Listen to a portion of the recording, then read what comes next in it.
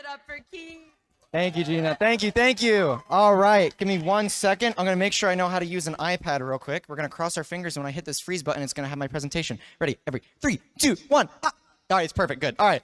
That's exactly what it's supposed to do. Woo! All right. Now, ladies and gentlemen, the talk tonight is on dating and purity. And I know exactly what you're thinking right now. Why is Keith giving this talk? It's true. It's true. There's like, okay, out of all the people here, right? Let's see if animations work on, how do you, I got it. All right.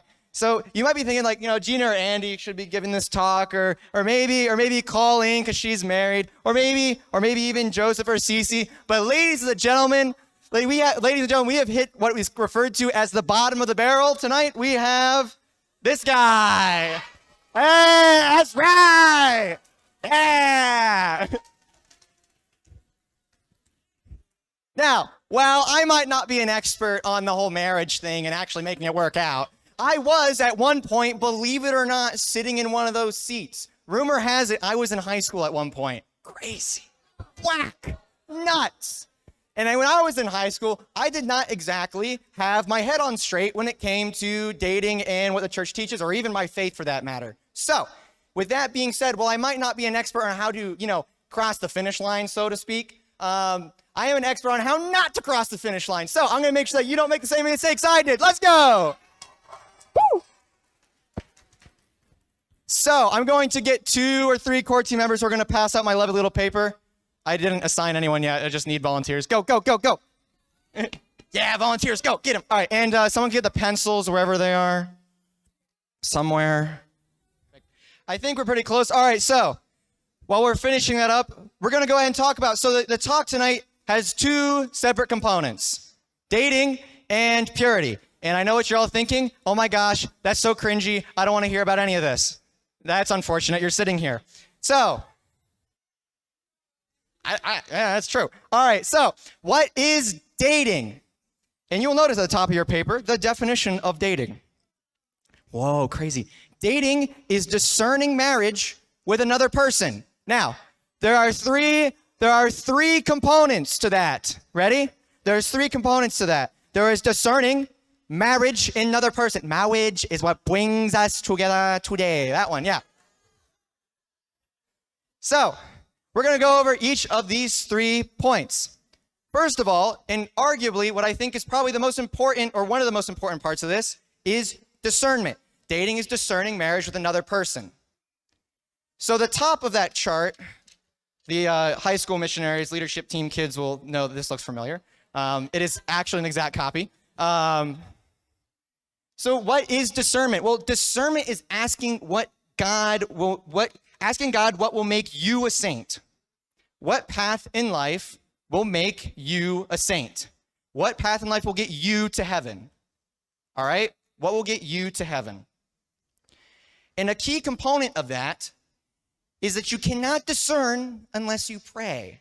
Because prayer is talking to God, and you can't discern and talk to God if you don't talk to him. Crazy. Whack. So, if you are going into dating and you're not praying and you expect it to go well and according to God's plan, then I have sorry news for you. Not gonna work out. All right, so, I mean, it could, but yeah. So if you want to discern what God's plan is, then you should pray, right? And the other thing, too, is it's discerning marriage with another person. So it's super, super helpful if you and the other person can also discern, right? I mean, if both of you are talking to God, then you're hopefully heading in the right direction, right? Oh, yeah. And this is the next part is a general discernment overall. Don't discern in a place of desolation. Now, if you don't know that word, I'm going to shorthand it to like spiritual, like depression, bunk, bad. All right? Don't make big decisions about discernment in your vocation in a spirit of desolation, right? It's like, I think the dating analogy is like the going after like a rebound person, right? You feel bad, so you're going to go in. How often does that go over? You're all nervously laughing because it doesn't work. So, all right, and then this is another thing. This is really important. Vocations, which is the state in life that God is calling us to, are a means to the end, mainly union with God in heaven, and are not ends in and of themselves, right? So when you're in a relationship or you're discerning whatever it might be, don't idolize that vocation. You worship him, not the state of life that you're in. Amen? Good. That's right. All right. And the last part is if you're going to seek advice, seek good advice. Now, this is high school Keith would have been like, no, I can do the best at this. No, you're not, can't. Bad Keith. If you're going, in general in discernment, you want to seek good, holy people that can help advise you on what you're doing. Now, in high school, or at least I went to the Hilliard-Davidson High School. Go Wildcats. That's right. Let's go. Yeah, the Dublin Coffin kids are not happy right now, but it's whatever. So I had a bunch of good friends. Now, were all of my friends good Catholics or Christians who loved Jesus? No. Thank you, Caitlin Bray. So I had probably one good friend who loved Jesus, and I didn't listen to her, so see how that went. But here's the thing. When it comes to discernment, you want to have good voices in your life that can help you discern whether or not God is calling to you one thing or another. So if the voices that you are listening to are, say, the media, right? Like you're watching the TV show Friends, and you're like, wow, Rachel and Ross are so cute, or something like that, right? That's not the bad example. No. You're watching The Bachelorette, and you're like, oh my God, that's so cute. No, bad example. As not chasing after Jesus, either of those things, right? We want to seek good voices. If you're seeking voices out of your friends who might not know Jesus or might not be on fire for the Lord, that might also not be a good place to search, okay? The best place you can search for good advice, people to be talking in your ear, are good, holy, people that you admire for their holiness, right? Those are the kind of people that you should have in your ear. Not the person who's basing their love life off of, the latest romance novel. Good, holy people who are chasing after the Lord. Sound good? Great. Now, and this is the other thing I wanted to talk about. For some reason, even among Catholics, there's this idea that we're just strolling down the street one day on our way towards marriage, and then all of the other vocations, you get yanked off that path, and God's like, all right, nope, not marriage for you. No, that's not how it works. You start here in what is referred to as the generous single life. Ooh. So you stay on the generous single life until you discern into something else, right? So these are the different stages of discernment. These are the locked-in stages of discernment, and that's the end, right? Those are the vocations. The reason I put this up here is that it might be a fact that not everyone here is called to marriage. But here's the thing. You're not just sitting around staying on the generous single life path. You're not, take it back. You're not on this path towards dating, engagement, and marriage. You're on the path of generous single life until you discern with the Lord where you're supposed to go from there, right? Dating is discernment. Sound good? Good. Now for Mawage. So this is literally, I took CC's 1601 and broke it up into 3 bullet points to make it look like 5 bullet points to make it look like I did a lot of work. So what is Mawage? So men and women are partners for life, and it's ordered towards the good of the spouses in raising a family, and it's a sacrament. And I know. Some people are like, oh my gosh, I don't want to think about that right now. This is the end of dating. If you are in a place where I don't think I can deal with that right now, that's totally fine, right? But it might not mean that you're ready for dating. Now, does this mean that on the first date you go, hello there, are you ready for marriage? No. But if you don't see either during the relationship or before the relationship that this person would get you to heaven for the rest of your life or make you a saint, then that's the point. Anyway, tap the button. Go. All right. Awesome. All right, and that's the last portion of it. So dating is discerning marriage with another. Oh, you guys can read. Good job. All right, so what is a person? A person is the substantive unity of body and soul endowed with reason. You're like, oh my gosh, that sounds so... It's fine. Just keep this in mind, and we'll keep this in mind going forward. Body, soul, reason, or mind, okay? These are the three parts of a person. You're not a soul with a body and a mind. You're not a mind with a body and a soul. No. You are those things. And that'll become really important as we go later on, okay? And then the last part of this is that as a person, you are made in the image and likeness of God. Amen? Now, I want to stress how important this is, because sometimes we forget this in dating. So in Genesis 26,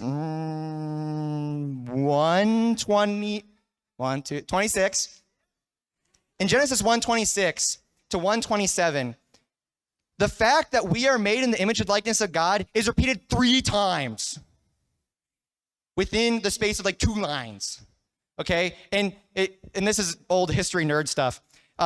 When things are repeated in ancient documents, which were super expensive to write and super hard to produce, and if it's repeated, that means it's super important because the guy wasted all that time and money to write that down. So Genesis reads, then God said, let us make man in our image, after our likeness. Let him have dominion over the fish and over the sea and the birds of the air and the cattle and blah, blah, blah.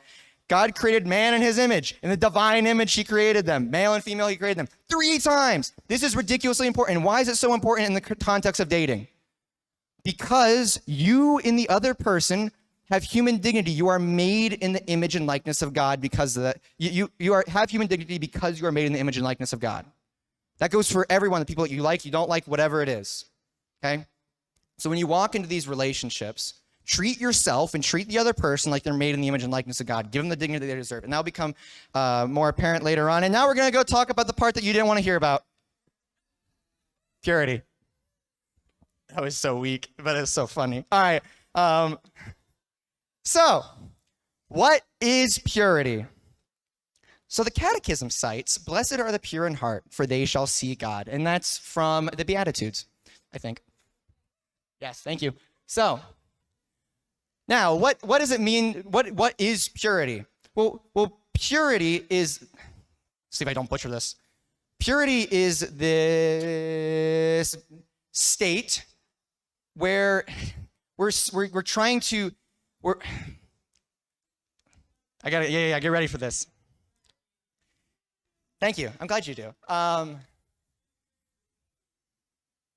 Purity is this disposition that allows us to hear God, to encounter and to see God.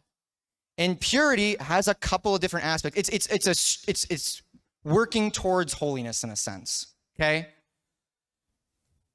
And there's 3 elements of that because there's 3 elements of the person, right? There's purity of body, purity of soul, and purity of the heart/mind, okay? And the Catechism says that there's a connection between all 3 of these things. Why? Because they're, oh my gosh, iPads. All right, because they're all you, right? So let's think about this. I think I got a laser pointer on here. I want to use it.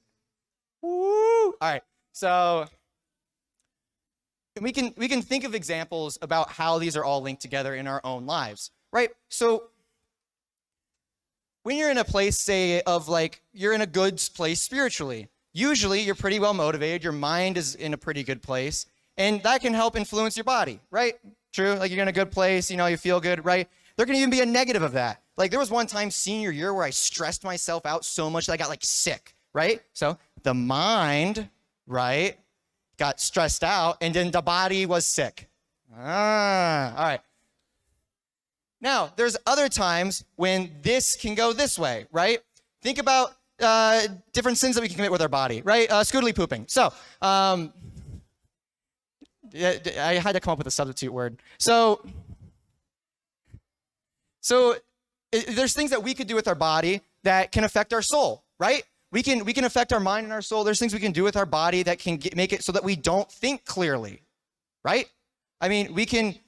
this is a really silly sense, right?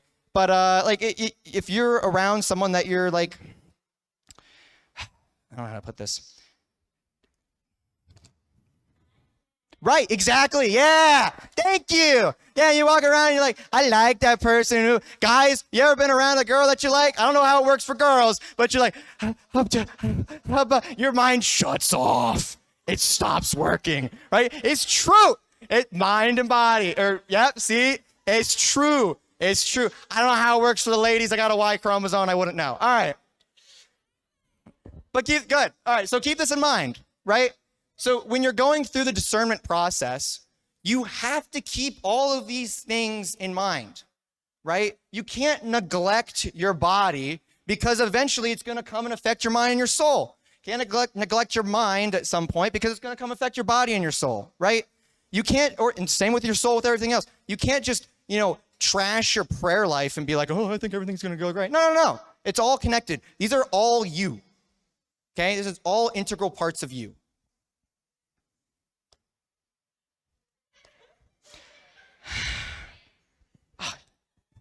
Cool.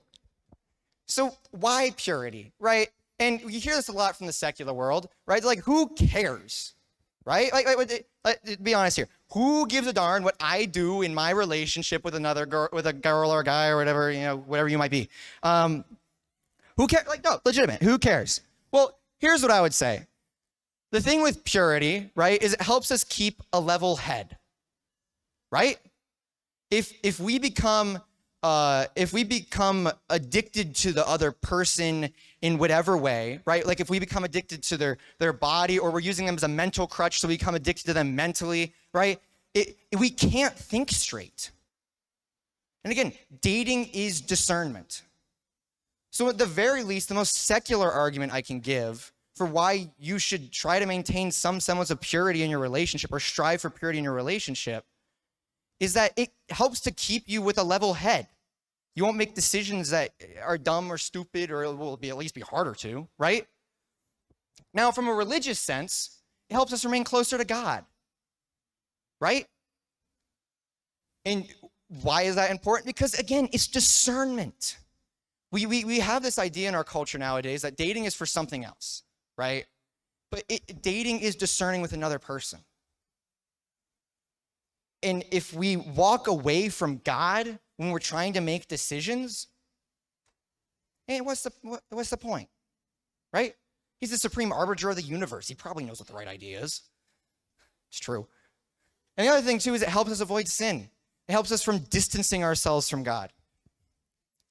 So, and this is the last portion I wanted to go over. Or the second to last, actually. So we want to make sure that we not only are pure in our actions in our relationship, but we want to make sure that we have pure intentions, right? And this is something that I fell into all the time. So why are you pursuing or remaining in a relationship? Okay? And on the surface, you might have this idea, like it might be a genuinely good thing as the reason that you're staying in, right?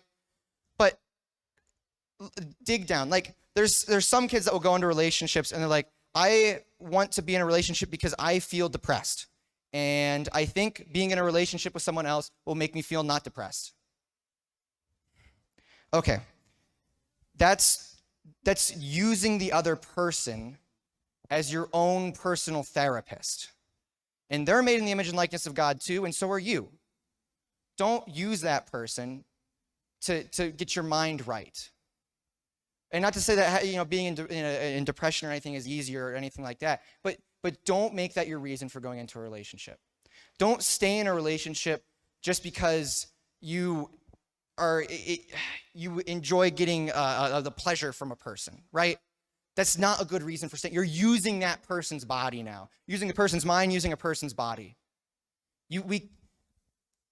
They deserve more out of the relationship than that. You deserve more out of the relationship than that.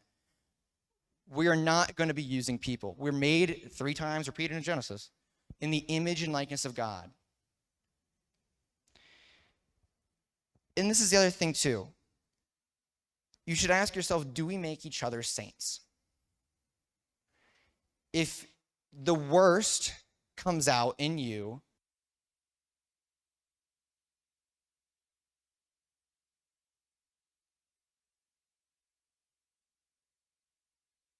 1, 2, there we go. All righty. Well, usually I run them up here, but I have to be here too. So, but